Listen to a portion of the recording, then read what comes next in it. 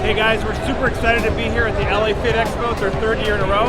And what we're going to be doing today is we're going to be launching a tasty pastry. It's a low-carb Pop-Tart. It's got 3 to 4 grams of net carbs. And we love this show. This is our best place to be in LA.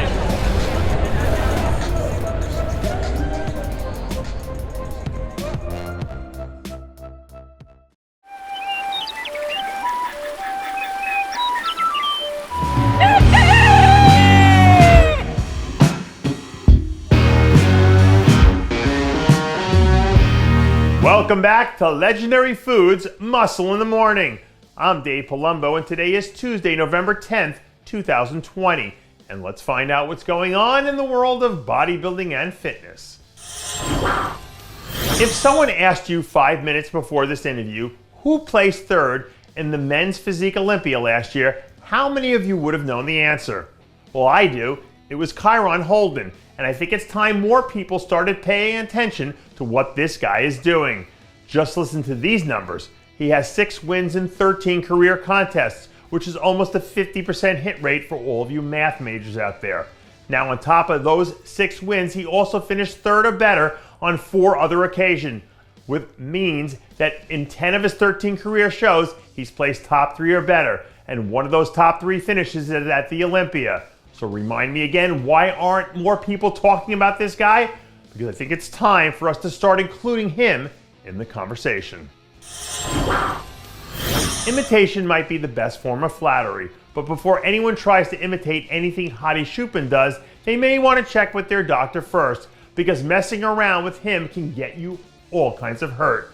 Yesterday's Hotties team decided to celebrate International Chest Day by releasing a clip of the People's Champ cranking out a set of cable crossovers that had one of those unique Hottie twists to it that we're starting to see more and more of now. With all the talk about Phil coming back and the other moving parts in this year's contest, I think it's worth noting that the man who finished 2nd and 3rd last year will be there again this year. It's not like they're going anywhere or they're dropping off the face of the earth. We also don't know if Phil can come back and be Phil again. Let's not forget the last time we saw him on a bodybuilding stage, he took 2nd place. Him beating out an athlete like Hadi isn't a certainty the way some people are making it out to be. He's the people's champ for a reason. Don't think he's just going to roll over and let Phil take his spot. Will he make it to Vegas? Stay tuned. Addition by subtraction is one of the phrases that doesn't make a whole lot of sense unless you put it into context. This year's Classic Physique Olympia is a good example of that.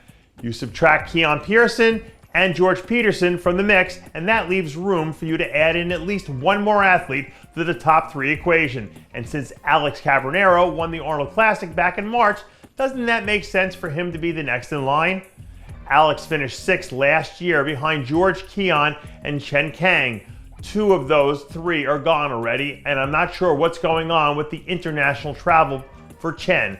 So that means we could potentially be looking at all 3 of those guys getting canceled out of the equation. Like I said a minute ago, addition by subtraction, 3 down plus 1 equals major moves in this division. Some people believe that some things are best left to the imagination. But there are other people who say, screw the imagination, I want to see the real thing up close and personal. And if you're one of those people and you're also a Kamal Elgargni fan, today's your lucky day. Kamal posted this photo a few days ago that he said will be the final update before the Olympia next month, which gave us just enough of a tease that it won't leave too much up to the imagination.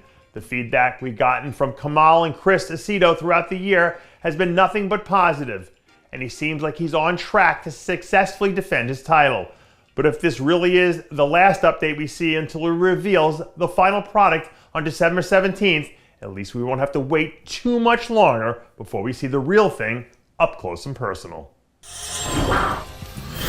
And that does it for yet another edition of Muscle in the Morning. I'm Dave Palumbo, reminding you to always be true to your passions, and make sure to follow us on Facebook, Twitter, and Instagram.